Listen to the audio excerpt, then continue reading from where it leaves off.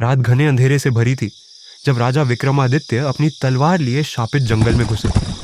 चांदनी में तलवार की धार चमक रही थी। तांत्रिक के शब्द उनके मन में गूंज रहे थे। प्राचीन पेड़ से बेताल को मेरे पास लाओ, लेकिन सावधान।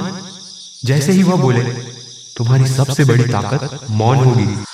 जंगल चारों ओर रहस्यमयी फुसफुसाहट कर रहा था। सूखी टेढ़ी मेढ़ी शाखाएं आकाश की ओर पंजे फैलाए हुए थीं। ठंडी हवा तेजी से चल रही थी, जैसे कोई मरे हुए लोगों की आवाजें सुना रहा हो, या यह सिर्फ रात की चालाकी थी।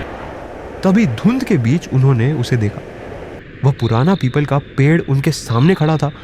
उसकी जड़ें जमीन को इस तरह जकड़े हुए थीं जैसे कोई विशालकाय हाथ। एक सूखी शाखा से एक निर्जीव शरीर लटक रहा था, हवा में झूलता हुआ।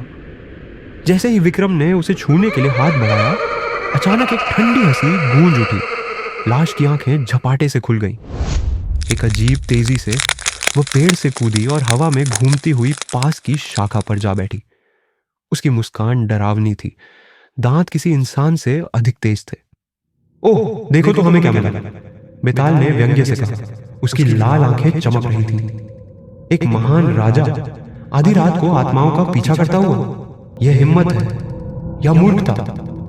विक्रम बिना डरे बोले, नीचे आओ बेताल, तुम मुझसे बच नहीं सकते। बेताल जोर से हंसा और शाखा से शाखा पर कूदते हुए अंधेरे में गायब हो गया। हवा उसकी खिलखिलाती आवाज को आगे ले गई। पकड़ सकते हो तो पकड़ लो राजन, बहुतों ने कोशिश की पर कोई सफल नहीं हुआ।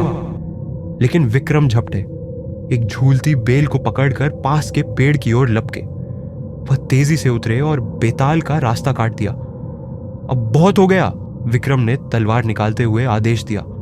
बेताल रुका, आंखें संकरी कर राजा को देखने लगा। फिर उसने गहरी सांस ली और धीरे धीरे उतरकर विक्रम के कंधे पर बैठ गया। ठीक है हठी राजा, चूंकि हमारा सफर लंबा होगा तो रास्ते में मैं तुम्हें एक कहानी सुनाऊंगा, लेकिन याद रखना, अगर तुमने मेरी पहेली का उत्तर दिया तो मैं तुरंत इस पेड़ पर लौट जाऊंगा। विक्रम ने तलवार की मूठ कसकर पकड़ ली और आगे बढ़ने लगे। रात लंबी थी और इसी के साथ एक अनोखा बंधन शुरू हुआ। वीर राजा और इस चतुर आत्मा के बीच।